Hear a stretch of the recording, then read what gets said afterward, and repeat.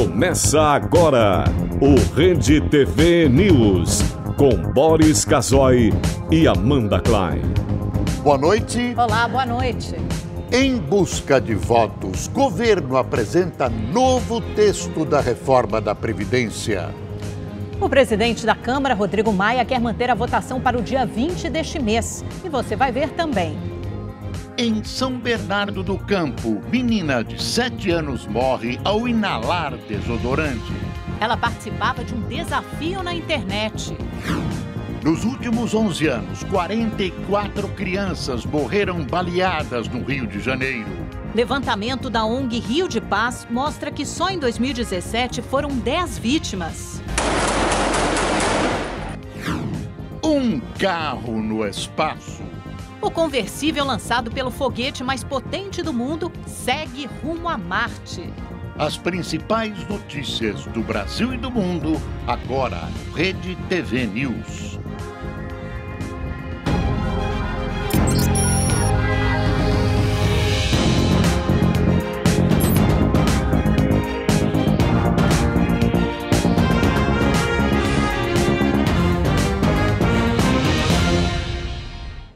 Com o retorno dos trabalhos do Congresso, o governo voltou a tentar angariar votos para conseguir aprovar a reforma da Previdência ou da Previdência na Câmara. Hoje foi apresentada uma nova versão do texto. A proposta apresentada pelo relator Arthur Maia e pelo líder do governo, Aguinaldo Ribeiro, tem duas medidas, segundo eles, inegociáveis. A idade mínima para aposentadoria de 65 anos para homens e 62 para mulheres, que vai valer em 2038, depois de um período de transição, e a igualdade de regras para trabalhadores dos setores público e privado. Passadas as regras transitórias do presidente da República, Algari, ninguém poderá ganhar mais do que o teto do INSS. O novo texto muda em 4 pontos o relatório aprovado em maio do ano passado na Comissão Especial da Previdência. As regras de aposentadoria para o trabalhador rural ficam como estão hoje.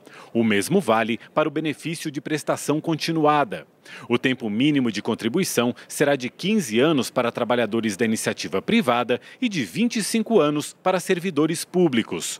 E viúvos e viúvas de policiais civis, federais, rodoviários federais e legislativos mortos no serviço terão direito à pensão integral. O benefício aos policiais, aliás, é a única alteração que não havia sido anunciada no ano passado.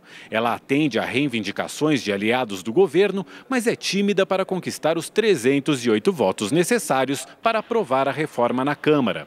Por isso, o Planalto vai aceitar novas emendas ao texto na discussão no plenário a partir do dia 19, desde que elas agreguem votos a favor da reforma. A liderança do governo agora fala em mudar para 28 de fevereiro a data limite para votar a reforma. O presidente da Câmara, Rodrigo Maia, quer mantê-la no dia 20. Todos concordam num ponto: os deputados só votarão se houver certeza de vitória. O presidente da Casa já disse que não pautará a matéria, entendendo que esse tema é um tema que ficará na agenda do país. Essa questão deve se encerrar no mês de fevereiro, pelo menos na Câmara dos Deputados, e eu tenho certeza, então, que até o dia 28 vai se encerrar com uma vitória do Brasil. A oposição defende que a Previdência seja debatida na campanha eleitoral para a presidência da República. Que seja vitoriosa uma proposta nas urnas, para que ela tenha a legitimidade necessária para ser aprovada pelo Parlamento. Não temos tempo hábil para discutirmos a reforma da Previdência esse ano. Não temos. Agora queremos discutir, não vamos nos furtar. Uma tese já aceita por alguns aliados do Planalto. Que o mais prudente seria adiar essa reforma da Previdência, porque ninguém é irresponsável em não querer enfrentar o tema. O que nós não queremos é que, da forma como está, esse tema tão importante tenha uma derrota grande e podendo ser diferente. Pelo correr da carruagem, com tantas concessões, os fatos estão sinalizando que a reforma da Previdência subiu no telhado. Infelizmente, porque é uma reforma necessária que mais dia, menos dia terá de ser feito em condições de emergência. Segundo se informa, a resistência de deputados, não de todos, da base do governo, reside na perspectiva de conseguir arrastar a votação até o próximo governo e aí repetir, fazer um bis do toma lá, dá cá. E os governadores fizeram uma proposta de apoio simplesmente indecorosa, que o governo federal, através de um fundo, assumisse a dívida, aliás, irresponsável das previdências dos funcionários dos estados. Isso é uma vergonha. Desde 2009, o governo do Distrito Federal simplesmente ignorou pelo menos 4 alertas de que o viaduto que desabou ontem no centro de Brasília precisava de manutenção. Outras estruturas também estão em estado precário. Mesmo assim, o governador Rodrigo Hollenberg tentou vetar uma lei que torna obrigatória a vistoria de pontes e viadutos. Desde abril do ano passado, é lei em Brasília. O governo é obrigado a fazer anualmente uma perícia técnica, acompanhamento de materiais de pontes e viadutos e divulgar os laudos. Mas foram 2 anos até que o projeto do deputado distrital Cristiano Araújo, do PSD, virasse lei. Antes disso, em 2016, o governador Rodrigo Hollenberg vetou o texto sem sequer avaliar o mérito. Alegou que não caberia ao Legislativo, mas sim ao Poder Executivo, fazer esse tipo de proposta. No ano passado, a Câmara Distrital derrubou o veto e promulgou a lei. Essa é uma tragédia anunciada. Não houve o cuidado de ouvir aqueles que realmente conhecem do problema, porque esse governador não quer problema. O senhor governador, o que ele fez? Ele vetou. Falta de sensibilidade, deputado Chico Vigilante. Falta de zelo com a coisa pública. Falta de cuidado com a população do Distrito Federal. Além de tentar vetar a proposta, o governador vem simplesmente descumprindo a lei e ignorando alertas feitos por diversos órgãos. Em 2012, um relatório do Tribunal de Contas do Distrito Federal já apontava a necessidade de manutenção em 13 estruturas, das quais 7 com urgência. Entre elas estava o viaduto que caiu ontem. Fotos da auditoria mostram infiltrações, concreto desgastado e ferragens expostas. E o descaso do governo se espalha pela cidade. Neste outro ponto, que também foi citado no relatório como crítico, nada foi feito. Há infiltrações no viaduto, a estrutura de ferro está exposta e até os buracos são visíveis. Na parte de cima do viaduto, uma placa de metal foi colocada para tampar os buracos. Nesta quarta-feira, Hollenberg anunciou que vai destinar 50 milhões de reais das reservas do governo para a restauração de viadutos e pontes, com prioridade para o que caiu. Determinou ainda a criação de um plano de ação para atender aos itens apontados pelo Tribunal de Contas. O governador exonerou o diretor-geral do Departamento de Estradas de Rodagem do Distrito Federal. O órgão é o responsável pela via onde caiu o viaduto. Ontem, Henrique Ludovici reclamou da falta de orçamento. Rodrigo Hollenberg não quis comentar o veto à lei que obriga a vistoria anual em pontes e viadutos. Coube ao chefe da Casa Civil explicar o fato. Foi um veto técnico por incondicionalidade quanto ao vício de iniciativa desse projeto. Não vejo maiores problemas em relação a isso. O problema do Brasil é que os governantes só querem fazer obra para deixar dizendo que é obra dele, marca dele. Ninguém quer trabalhar para fazer as recuperações. Portanto, eu acho que está na hora, efetivamente, de fazer a recuperação de Brasília. Para quem não sabe, concreto vence, ferro vence, asfalto vence. O Ministério Público do Distrito Federal instaurou um inquérito civil para apurar atos de improbidade administrativa. Segundo os promotores de Justiça de Defesa do Patrimônio Público e Social, o fato apresenta evidências de omissão na preservação do local e ineficiência administrativa. Em 2016, o Ministério Público já havia requisitado providências a diversos órgãos em relação à manutenção e reparos em pontes e viadutos nas áreas tombadas da região central de Brasília. Uma operação contra o roubo a bancos prendeu 9 pessoas em Santa Catarina e em São Paulo hoje pela manhã. Um suspeito ligado a uma empresa de segurança agia junto com a quadrilha.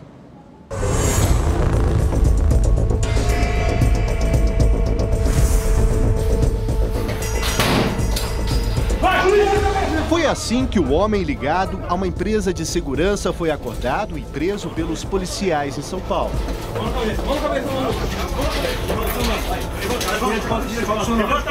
Rogério Luiz Pereira é investigado por passar informações privilegiadas à quadrilha e também por dar apoio à ação dos criminosos bem no momento em que eles arrombavam os caixas eletrônicos. Qual que era a tua participação na quadrilha? Tá aí ele cobrindo o rosto, se recusa a dar qualquer informação.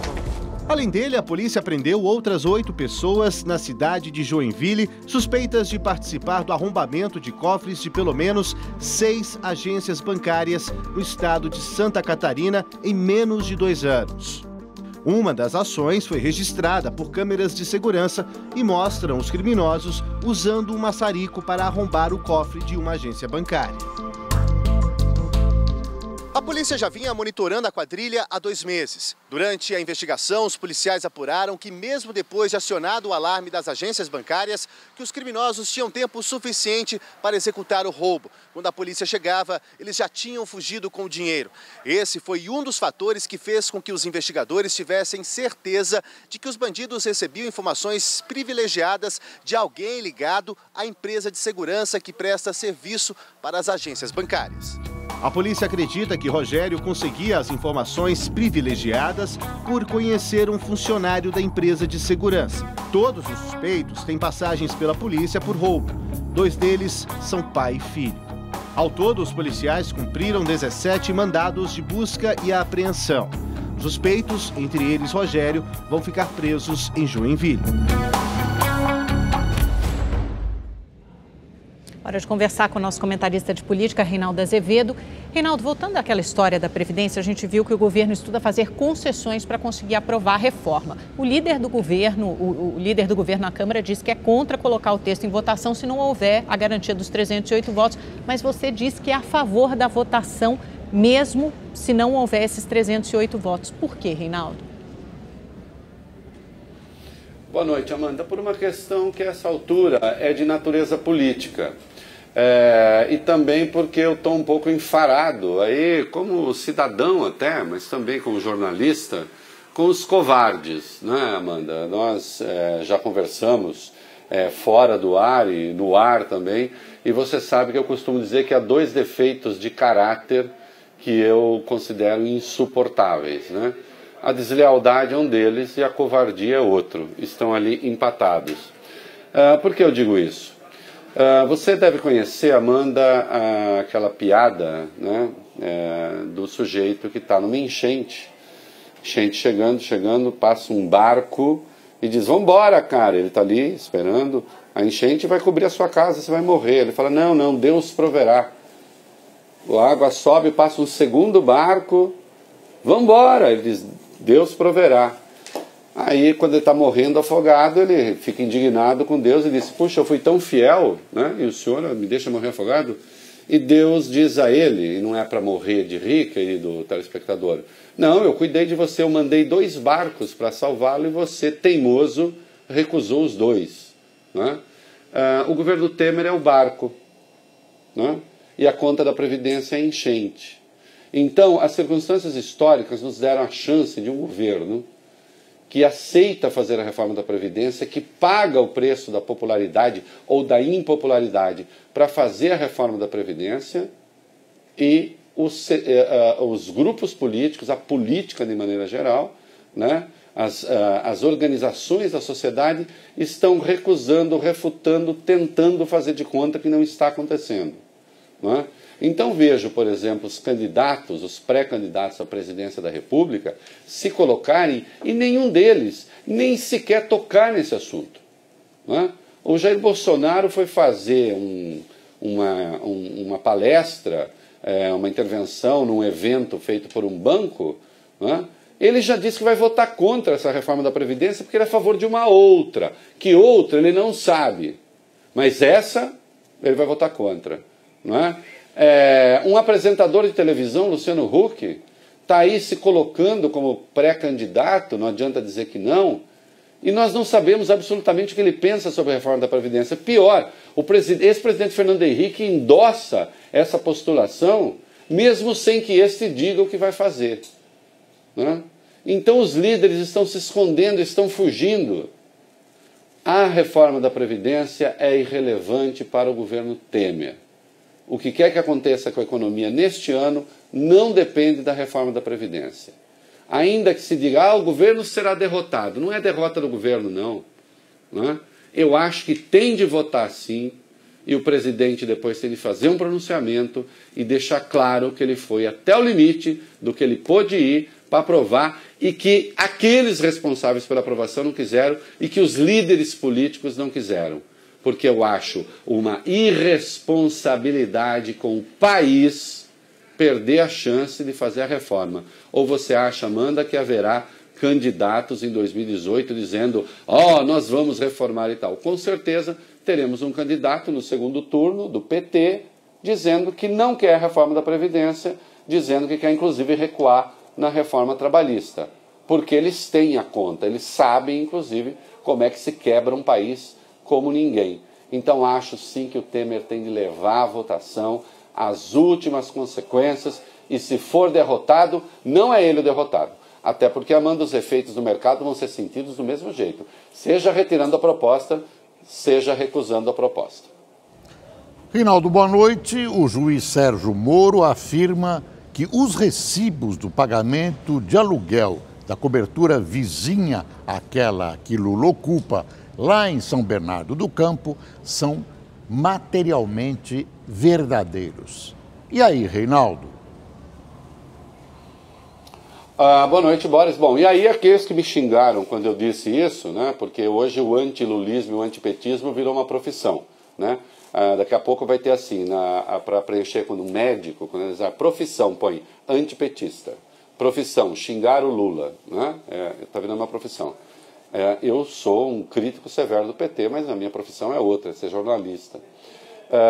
E eu, diante das evidências de que os recibos eram verdadeiros, disse aqui em toda parte que eram verdadeiros. E aí essa gente bocuda das redes sociais começou a me xingar. Bom, vamos xingar agora o Sérgio Moro, que diz que eles são materialmente verdadeiros. Mas eu estou atento para o materialmente do Moro. Eu espero que não seja a porta aberta para uma nova condenação sem provas. Porque eu quero saber o que quer dizer uma coisa materialmente verdadeira e ideologicamente falsa. O que? Esse recibo tem crenças que não são verdadeiras? O que quer dizer isso exatamente? Né? Se eles são materialmente verdadeiros, são recibos de fato.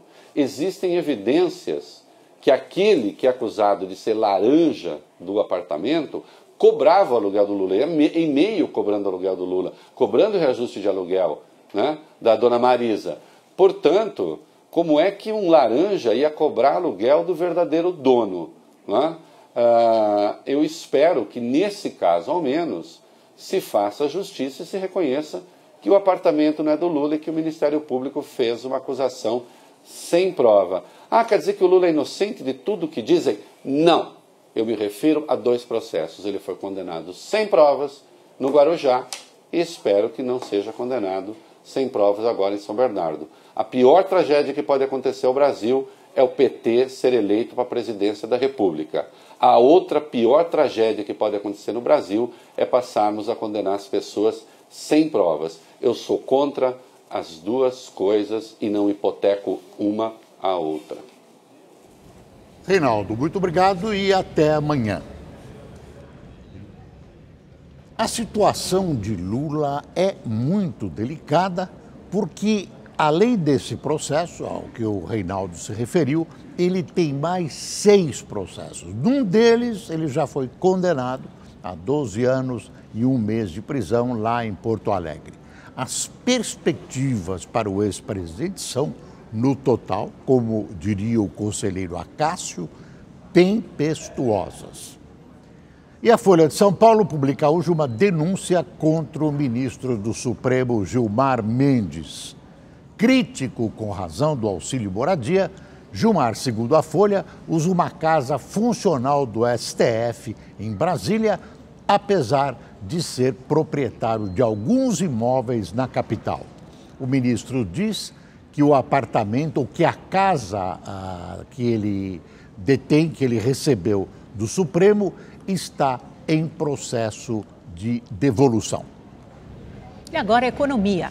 Na primeira reunião do ano, o Comitê de Política Monetária do Banco Central, o Copom, decidiu por unanimidade reduzir pela 11ª vez seguida a taxa básica de juros, a Selic. O Copom baixou a Selic de 7% para 6,75% ao ano, portanto 0,25 ponto percentual.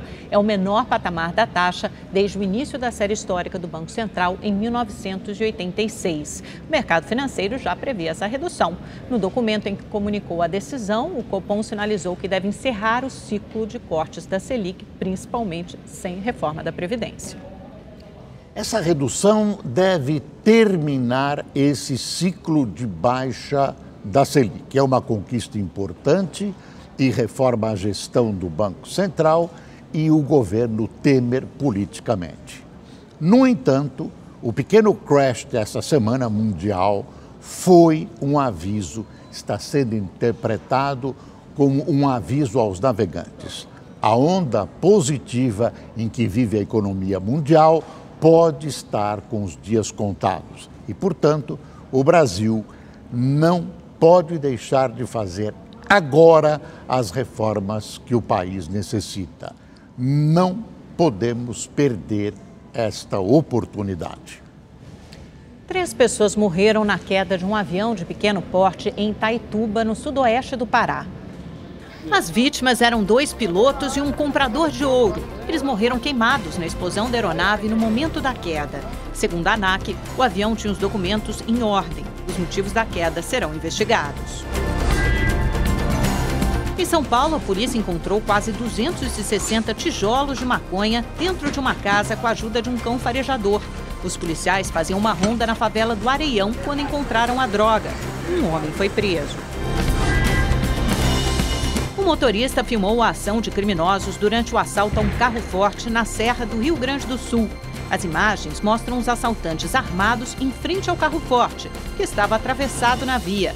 Eles explodem o veículo e fogem levando vários sacos de dinheiro. A polícia continua em busca dos suspeitos. É hora de falar da previsão do tempo. A Luciana Camargo está conosco. Lu, antes de você falar do mapa, conta pra gente como é que está a situação do Rio Doce em Minas e no Espírito Santo, porque choveu tanto por lá que inundação já ultrapassou há muito tempo, né? A cota de inundação foi ultrapassada assim, Amanda. Boa noite. Oi, Boris. Boa noite, Lu. Boa noite, uma ótima noite para você que nos assiste.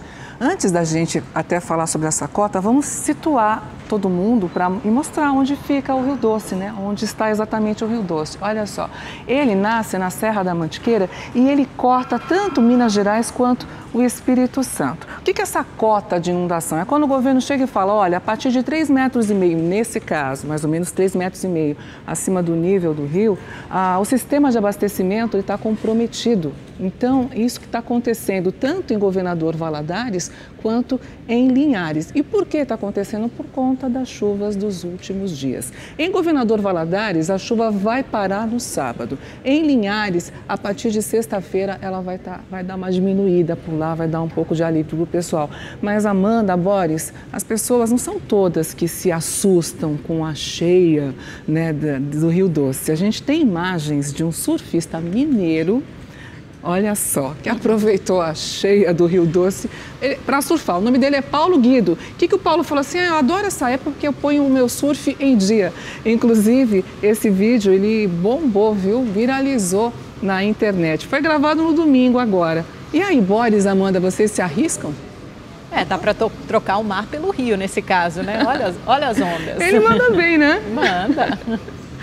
E você de casa se arriscaria? Bem, a gente não sabe, né? Eu não vou saber. Vamos dar uma olhadinha agora no mapa de amanhã para ver como é que fica o tempo. Olha, no sudeste, nessa faixa amarela que corta o estado de São Paulo, inclusive passando pela capital, não vai chover amanhã. Indo agora para o sul do país, a quinta-feira vai ter uma concentração de chuva mais no centro-norte da região e ela vai ser bem mais intensa no leste do Paraná e de Santa Catarina. No centro-oeste do país, nada de chuva no oeste e no leste do Mato Grosso do Sul. No mais, chove sim em pontos isolados. Nordeste também, chuva geral em pontos isolados, menos no Sergipe e nordeste da Bahia. Norte do país, tempo segue seco aqui na faixa norte da região. Vamos dar uma olhadinha agora nas temperaturas. O dia começa com 18 graus em São Paulo, 21 no Rio e também em Floripa. À tarde vai fazer calor de 36 em Manaus, 34 em Porto Alegre. Bem, muita gente vai escolher Salvador e Recife para passar o carnaval, né? Então a gente vai dar uma olhadinha como vai ficar os próximos 4 dias nessas duas capitais com o temporino. Olha só, o sol aparece entre nuvens e chove fraco em Salvador até domingo e amanhã vai ser o dia mais quente até lá. Recife. Em Recife também vai chover. Amanhã e sexta a chuva vai ser um pouquinho mais intensa. A partir de sábado ela vai dar uma diminuída, mas nada que atrapalhe a folia da turminha que vai curtir o carnaval. Aliás, o brasileiro, faça chuva ou faça sol, está curtindo. Quer se divertir. Uma ótima noite para vocês. Tchau, Obrigada, tchau. Lu. E até amanhã. Tchau, tchau. Obrigado, boa noite, Lu. Em Paris, centenas de motoristas passaram a madrugada em seus carros, presos nas estradas por causa da nevasca. O correspondente Luciano Júnior tem as informações. Olha esse snowboarder descendo a ladeira. Teve quem preferiu o esqui. Nada de anormal, não fosse o local onde eles estão. Em frente à Catedral de Sacré-Cœur, onde nunca existiu uma pista para a prática desses esportes. O dia pós-nevasca em Paris foi cheio de surpresas e curiosidades. Os principais pontos turísticos da cidade ficaram branquinhos, como não se via há quase uma década. Claro que a criançada ia fazer a festa com os bonecos de neve, né? Solange trouxe as crianças para brincar na neve, porque as aulas foram suspensas. E explica que para as meninas é melhor do que ficar em casa jogando videogame. Teve casal que resolveu até fazer a foto do casamento. Coitada da noiva chinesa, com um vestido sem mangas, na temperatura de 0 grau. Já o noivo, bem, ele estava lá curtindo o visual. Brincadeiras, descontração e curiosidades à parte, a verdade é que o parisiense sofreu bastante com essa nevasca. Hoje, um dia depois, olha só como é que estão as ruas e calçadas. Com a neve batida, suja, isso atrapalha não só os carros como os pedestres, porque ela escorrega muito. Durante a nevasca não foi fácil voltar para casa. 760 quilômetros de congestionamento foram registrados em toda a Île-de-France, região onde fica Paris. Essa estrada que dá acesso à periferia foi fechada e os motoristas tiveram duas escolhas: ou passar a madrugada nos carros ou se abrigar em ginásios da região. De Paris, Luciano Júnior para o Rede TV News. Pelo menos 136 civis morreram, sendo 22 crianças, nas últimas 48 horas no leste de Ghouta, na Síria. A região, controlada desde 2013 por rebeldes contrários ao regime do presidente Bashar al-Assad, foi atacada por forças militares do país com o apoio dos russos. Desde dezembro, quase 100 crianças foram mortas no local. Na França, o ministro de Relações Exteriores acusou o governo sírio de usar cloro nos ataques contra áreas rebeldes. Subiu para 6 o número de mortos em Taiwan por causa do terremoto de 6,4 graus que atingiu a cidade de Hualien. Mais de 250 pessoas ficaram feridas e centenas estão desaparecidas. Vários edifícios comerciais, como este hotel, foram afetados pelo tremor. Na Alemanha, a chanceler Angela Merkel conseguiu chegar a um acordo com o Partido Social Democrata para formar um novo governo desde que seu partido, União Democrata Cristã, perdeu cadeiras no parlamento nas eleições gerais em setembro do ano passado. Merkel teve de ceder importantes ministérios como o de Finanças aos social-democratas para conseguir essa coalizão. O episódio, desde a eleição até a formação deste gabinete, mostra um enfraquecimento da chanceler alemã. O novo gabinete é frágil e, como haverá eleições parlamentares em setembro, a Alemanha deve ser cautelosa com os negócios da União Europeia. Por isso, as reformas que estão correntes, que estão se tentando fazer na União Europeia, devem entrar em compasso de espera. Outra coisa, o governo da Polônia aprovou o projeto que torna crime vincular o país ao Holocausto. É bom lembrar que boa parte da camada dirigente da Polônia acha que pode reescrever a história por decreto. Os fatos, no entanto, teimam em ser mais fortes que as estultices polacas. O Holocausto, promovido pela Alemanha nazista, sem dúvida contou com a colaboração criminosa de boa parte da população polonesa, historicamente antissemita. 32 pessoas foram presas e 5 menores apreendidos em uma mega operação das Forças Armadas e da Força Nacional no Rio de Janeiro. Homens das Polícias Federal, Rodoviária, Civil e Militar também participaram da ação em comunidades na capital e na região metropolitana. O foco foi a Cidade de Deus, na Zona Oeste, que na semana passada registrou intensos tiroteios. De acordo com a Secretaria Municipal de Educação, 48 escolas não abriram por medida de segurança. Um professor de judô foi morto por assaltantes na Ilha do Governador, zona norte do Rio. Inconsolável, Solange desabafa sobre a morte do filho.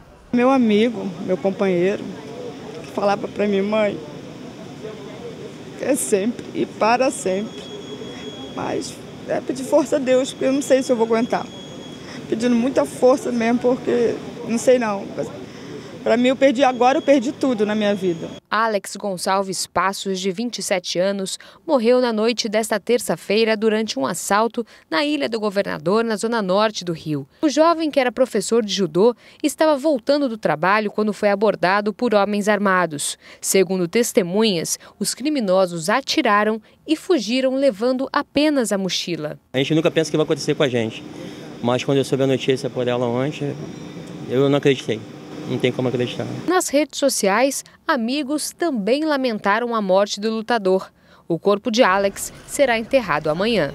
É dor, é revolta, é a impunidade que a gente tem hoje em dia. Que eu sempre falava para ele, filho, eu quero sair dessa cidade. Eu morria de medo, quando ele saía eu não dormia. É um desespero muito grande. Agora a dor da perda, de saber que nunca mais eu vou ver meu filho.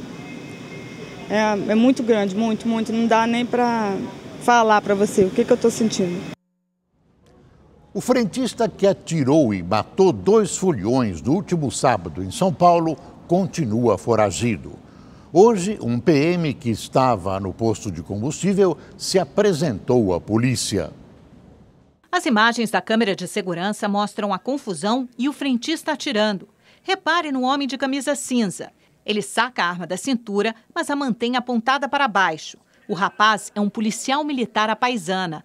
Hoje ele prestou depoimento, entregou a pistola e disse que fazia bico como segurança em uma loja que fica dentro do posto. O frentista Manuel dos Santos Silva, de 47 anos, teve a prisão temporária decretada pela Justiça e é considerado foragido. Ele será indiciado por homicídio doloso, quando há intenção de matar. A esposa do Manuel foi ouvida, porque havia um cumprimento de mandado de busca, ela compareceu aqui. Eles têm 4 filhos, falou que na noite de sábado ele chegou em casa, falou, olha, fiz uma besteira e se ausentou e não foi mais visto. O crime aconteceu após foliões usarem um depósito de lixo para urinar. João Batista Moura da Silva, de 30 anos, e Bruno Gomes de Souza, de 31, morreram baleados. O Tribunal de Contas da cidade de São Paulo quer explicações da Prefeitura sobre o contrato com a empresa responsável pelas câmeras que monitoravam o carnaval de rua da capital. No fim de semana, um jovem morreu eletrocutado ao encostar em um poste onde os equipamentos foram instalados. O Tribunal de Contas quer saber quem é o engenheiro responsável pela instalação das câmeras e qual é o padrão técnico para instalar esses equipamentos. A partir de hoje, a Prefeitura da capital tem 48 horas para responder os questionamentos do TCM. O Ministério Público também quer explicações e deu 10 dias para que a Companhia de Engenharia e Tráfego, a Dream Factory, empresa vencedora do edital para organizar o carnaval da cidade, e a Prefeitura Regional da Sé se expliquem. O caso aconteceu no domingo. Esse vídeo flagrou Lucas Antônio Lacerda sendo eletrocutado. Ele estava num bloco de carnaval no centro de São Paulo. Dá para ver o momento em que o jovem pula uma barreira de proteção e se apoia no poste. Ele toma o choque e cai desacordado. Ainda no local, algumas pessoas tentaram reanimar o estudante de ciências. Mas quando chegou ao hospital, Lucas morreu. Hoje, representantes da GWA Systems, empresa contratada pela Dream Factory para instalar as câmeras, foram à delegacia prestar depoimento. A Secretaria de Prefeituras Regionais disse que a lista com os 110 equipamentos fixos, sendo 58 deles em postes, foi só repassada ontem pela Dream Factory. O prefeito de São Paulo, João Dória, reforçou nesta terça-feira que não existia autorização da prefeitura para que o serviço fosse feito dessa forma. A instalação dessa câmara não estava autorizada e, portanto, ela não representava um instrumento oficial da prefeitura de São Paulo. Ela foi instalada indevidamente e em condições técnicas inadequadas. Mas o laudo final nós temos que aguardar, será emitido pela Polícia Técnica da Polícia Civil do Estado de São Paulo. A Dream Factory vai ser notificada pela Prefeitura. Em nota, a empresa afirmou que só vai se pronunciar após representantes da empresa prestarem depoimento amanhã. Fica patente o atraso e o improviso no cumprimento desse contrato que abarca as câmeras. E fica patente também o jogo de empurra na responsabilidade pela tragédia. Não se impressione se daqui a pouco começarem a pôr a culpa na vítima. Uma menina de 7 anos morreu depois de inalar desodorante em São Bernardo do Campo, no ABC Paulista. A criança foi influenciada por um desafio proposto nas redes sociais. Tá filmando?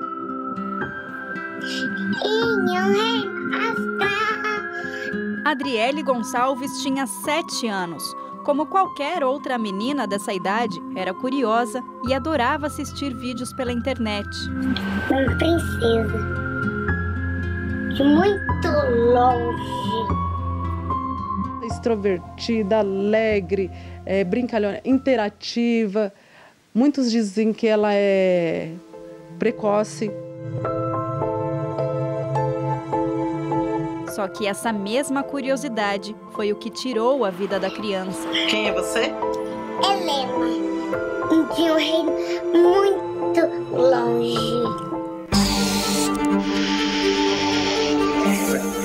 Uma espécie de desafio se espalhou pelas redes sociais.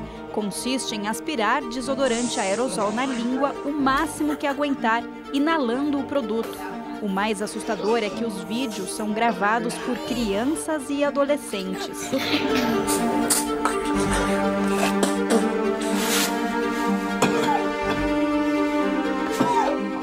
No último sábado, a Adriele entrou aqui no quarto da mãe sozinha. Inclusive, é onde ela dormia também. As coisas dela continuam aqui. A família, que estava em casa no momento, acredita que ela já tinha assistido ao vídeo. E, na inocência, pegou o desodorante da mãe, que ficava aqui no armário, e repetiu a brincadeira de mau gosto. Ela teria colocado o desodorante direto na boca. Depois, foi encontrada aqui nessa cama. Segundo o laudo do IML, ela não resistiu a uma asfixia. Fui mexer com ela, ela não se mexia. Daí eu até comecei a estranhar, empurrando como todo de fato do dia a dia. Aí quando eu peguei e levantei, ela caiu de uma vez. No que ela caiu de uma vez, eu vi que ela estava desacordada. Qualquer substância pode ser tóxica. Então, quando uma criança aspira uma substância como um desodorante, ela pode ter parada cardíaca, parada respiratória, intoxicação e ainda pode sofrer quadros alérgicos severos. Também pelas redes sociais, a família fez um alerta para que o desafio não faça mais vítimas. A madrinha de Adriele pede aos pais que fiquem de olho nos conteúdos que os filhos pesquisam na internet, a mesma orientação de médicos e especialistas. Todos os sites têm filtros. Tá? O teu computador tem filtros, então você pode acessar determinados sites, liberar determinados sites para a criança e monitorar o que a criança está fazendo e bloquear os outros. E o que está me dando forças para estar aqui expondo ela, me expondo, é devido para evitar, sim, que em outras famílias sofram, porque a dor, eu sei que nada vai trazer ela de volta, a dor corrói, machuca. Essa ferida vai ficar aberta, não vai cicatrizar, eu sei.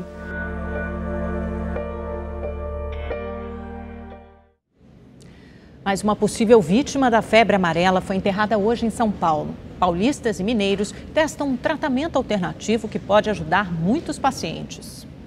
No enterro de Mir Francisco de Oliveira, um comerciante de 41 anos, comoção de amigos e parentes. Vai fazer muita falta para muita gente, muita gente. O morador de Taipas, na zona norte de São Paulo, não era vacinado e viajou para Mairiporã no último feriado. Em menos de 2 semanas, desenvolveu todos os sintomas da febre amarela e morreu ontem no Hospital das Clínicas. Uma picadinha. É horrível. Eu vi tão rápido, mas rápido demais. É muito triste. Em Minas Gerais, o novo balanço confirma que esse é o pior surto de febre amarela na história do estado. Desde dezembro, a doença já matou 61 pessoas. Atualmente não existe um tratamento para combater a forma grave da febre amarela, mas um medicamento aprovado desde 2015 no Brasil, usado para pacientes com hepatite C, está sendo testado aqui em Minas Gerais e em São Paulo. A gente tem estudos em laboratório que comprovam que ele tem um efeito sobre o vírus da febre amarela. A expectativa é que o medicamento também seja uma alternativa nos casos de alto risco, quando é necessário o transplante de fígado. No ano passado, um estudo da Fundação Oswaldo Cruz mostrou que o mesmo remédio possui ação contra o Zika vírus. Mas ainda é muito precoce nesse momento para a gente chegar ainda a qualquer conclusão a respeito da resposta ou não ao uso desse medicamento. Agora a hora do esporte no Rede TV News. Silvio Luiz, Opa! Boa noite. Boa noite. Qual é o time do momento no Brasil? Sem sombra de dúvida, é o Palmeiras. Agora, veja como a vida é. Veja quem é o responsável por essa situação do Palmeiras. Dá uma olhada.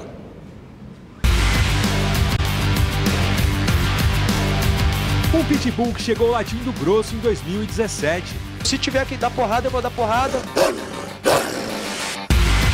Meses depois, o tom do discurso se transformou em polêmicas e brigas. No round final, Palmeiras 1, Felipe Melo 0. O jogador foi afastado do grupo. Ele vai seguir um outro caminho. Isso é uma decisão tomada por mim. Conversando diretamente com ele, eu deixei à vontade para que ele seguisse a carreira dele. De preterido por Cook, de quase negociado na janela de transferência, Felipe Melo renasceu no Palmeiras como a fênix da mitologia grega, que ressurgia das próprias cinzas após entrar em combustão. Minha ideia é continuar aqui no Palmeiras, aqui, ganhar vários títulos aqui e, se Deus quiser, poder encerrar minha carreira aqui no Palmeiras, quem sabe com uma festa legal. Com a chegada de Roger Machado e com a mudança no esquema tático, o volante voltou a ser titular absoluto em um elenco de estrelas. Se tornou um dos líderes de desarmes do Paulistão, uma postura que não mudou apenas em campo. Felipe Melo 2018 é paz, amor e boca fechada.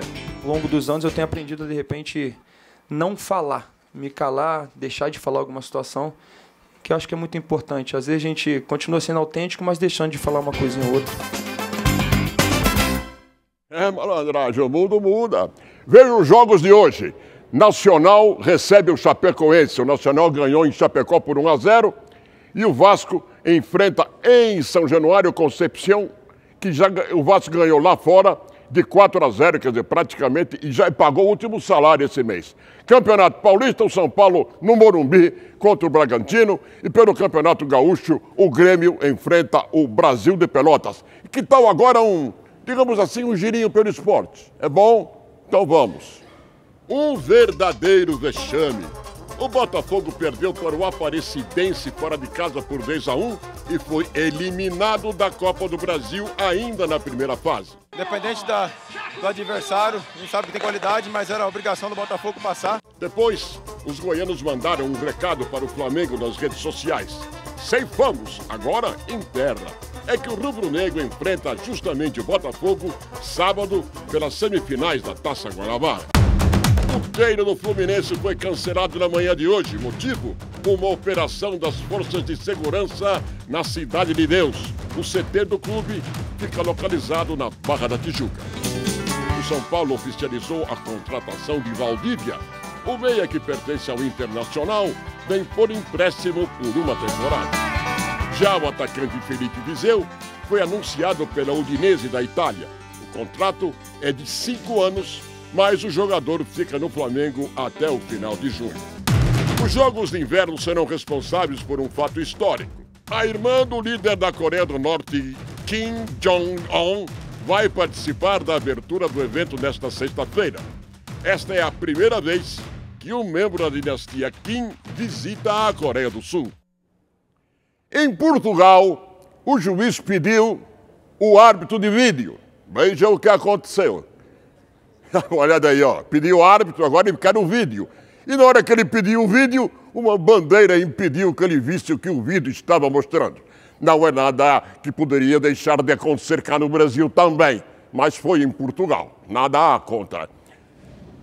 Olha lá, vídeo, quero o vídeo. Cadê o vídeo? Acontece às melhores famílias. Amanda, boas noites para você. Adorei, boas noites. Tchau, deu bandeira, amigo. Deu bandeira mesmo. Agora a notícia é séria. A violência no Rio de Janeiro já deixou mais de 40 crianças mortas desde 2007. Um número assustador que só faz crescer a cada ano. Só em 2017, no ano passado, aliás, foram 10 mortes. Hoje foi enterrada mais uma vítima inocente desta guerra.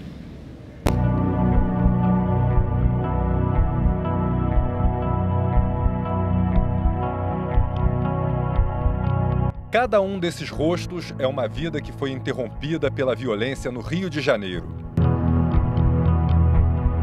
De acordo com a ONG Rio de Paz, desde 2007, 44 crianças e adolescentes perderam a vida de forma violenta. Só no ano passado, 10 famílias foram destruídas. Em geral, são meninos e meninas pobres, moradores de favela, que morrem em confronto entre policiais e traficantes, entre os próprios traficantes, em assalto. O ano mal começou e a guerra urbana já fez 2 vítimas. Na madrugada de terça-feira, Emily Sofia Neves Mariel, de 3 anos, morreu em uma tentativa de assalto em Anchieta, na zona norte da cidade. Ela estava com os pais, que saíam de uma lanchonete. O pai se assustou ao ser abordado e acelerou. Os criminosos dispararam várias vezes e fugiram sem levar nada. Imagens feitas pela câmera de segurança do posto de gasolina, onde a família pediu socorro, mostram o desespero do pai com a criança no colo. Um funcionário aparece e também se desespera. Hoje o corpo da menina foi enterrado com pedidos de justiça. Pela justiça da Emily! Justiça! Só quero só justiça pela minha sobrinha, mais nada. Porque isso já está virando um pouco a vergonha já. Horas depois da morte de Emily, a violência do Rio de Janeiro fez uma nova vítima. Um menino de apenas 13 anos, que buscava proteção durante um confronto que fechou 3 das principais vias expressas da cidade. O tiroteio, que interditou as linhas vermelha e amarela e a Avenida Brasil, começou depois que a polícia recebeu denúncias sobre o sequestro de policiais no Complexo da Maré, zona norte do Rio. No confronto, Jeremias Moraes da Silva foi baleado no tórax. Parentes e amigos contaram que o menino frequentava a igreja evangélica da comunidade, estava aprendendo a tocar violão e, no momento em que foi atingido, ia para sua atividade favorita, jogar futebol. Ele era um bom garoto, um garoto de ouro, não era nenhum bandido, não era nenhum traficante, era uma criança. Era uma criança que estava jogando futebol e tentou se abrigar, devido ao tiro. O presidente da Associação de Moradores contou que viu o momento em que os policiais atiraram em Jeremias. O caveirão almejou essa criança de 12 anos, o Jeremias. Quando eu fui tentar socorrê-lo, era muito tiroteio que eu tive que sair correndo para dentro da associação. Entre os amigos do menino, só restaram tristeza e indignação. Nós sabemos que, na verdade, que confundiu, ele com meliante. Pô, uma criança de 13 anos de meliante, será que ele era meliante só porque ele era negro? Hoje à tarde, a ONG Rio de Paz fez um protesto, um pedido de desculpas a mais 2 crianças vítimas de uma guerra sem fim. Quanta tristeza. O caso do garoto Jeremias está sendo investigado pelo Departamento de Homicídios do Rio de Janeiro. Sobre a denúncia feita pelo presidente da Associação dos Moradores de Nova Holanda, não obtivemos nenhuma resposta. É mais uma demonstração triste da crescente violência no país e da necessidade urgente de providências de verdade profundas envolvendo todos os níveis federais e governos estaduais, também o Legislativo, o Judiciário e o Ministério Público. A sociedade brasileira clama por medidas urgentes e não pelos desgastados espetáculos pirotécnicos que temos visto até agora. Desculpe o lugar comum, mas enquanto o combate ao crime e a violência sobe pela escada, a criminalidade sobe pelo elevador. Isso é uma vergonha. Nos Estados Unidos, um carro foi parar no espaço depois do lançamento de um dos foguetes mais poderosos já construídos até hoje. Veja só. O pouso dos 2 foguetes foi comemorado como se fosse a final de um campeonato de futebol.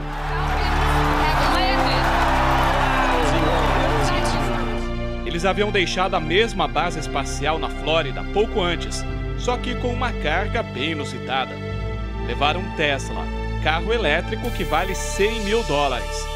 A bordo estava um boneco vestido de astronauta, apelidado de Starman. Ele fará uma viagem a Marte ao som de Space Oddity de David Bowie.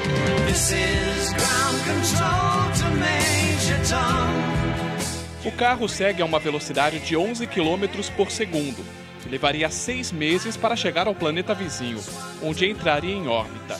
Porém, novos cálculos divulgados pelo bilionário Elon Musk, presidente da SpaceX, apontam que o carro vai ultrapassar a órbita marciana e vai em direção a um cinturão de asteroides entre Marte e Júpiter. É bom dizer que tudo está sendo registrado em tempo real por 3 câmeras. Eles fizeram um trabalho incrível, criando o que foi um dos mais avançados e um dos maiores foguetes do mundo. Este foi considerado o principal lançamento espacial desde que o foguete Saturno V levou astronautas à Lua, nos anos 1960 e 70. Só que naquela época, a NASA e o governo americano bancavam a corrida ao espaço. Agora é uma empresa privada, o que traz novidades nesta exploração. A principal delas é o baixo custo por lançamento, $90 milhões, bem inferior a $1 bilhão atuais. Isso ocorre porque a empresa desenvolveu uma tecnologia que reutiliza o foguete. Ele ainda é capaz de levar até 66 toneladas de carga. A empresa ainda tem planos mais ambiciosos, como levar astronautas para morar na Lua e em Marte. Marcelo Medeiros, de Nova York, para o Rede TV News. Aqui no Brasil, esse carro já está cheio de multas. Depois de um incêndio que destruiu 80% das fantasias da Acadêmicos do Tucuruvi, a escola de samba da Zona Norte de São Paulo diz estar pronta para entrar no sambódromo na madrugada do próximo sábado.